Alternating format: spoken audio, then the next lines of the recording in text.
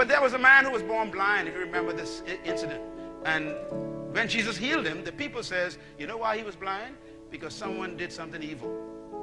And they, people try to find out reasons why you were sick. They come with all kinds of stuff. You didn't pay your tithes or something. All kinds of stuff. Whatever you did. And they do all these funny things to try and justify why you're sick. But I remember Jesus blew my mind that day.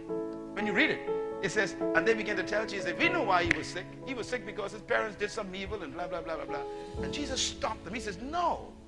He said, this man was born blind to show the glory of God.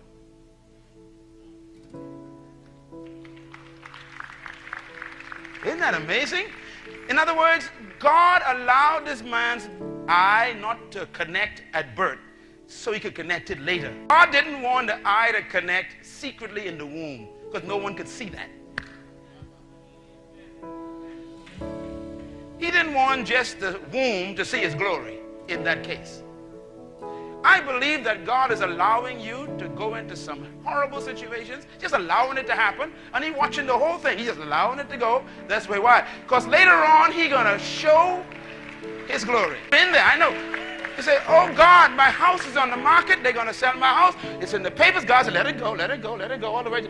Right to the end, he let it go. Then he say, now let me show them who I am. Sometimes you feel, oh God, this marriage is about to end. I tried everything, and God said, that's right. You don't get involved. Just relax. Sometimes God's instruction is to do nothing.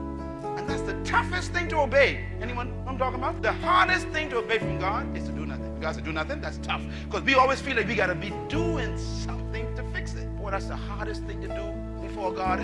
Because you always want to do something. Stand still. Some of you all in that right now. Some of you go through stuff right now, but God ain't saying nothing to you. Why? He wants you just to stand still and see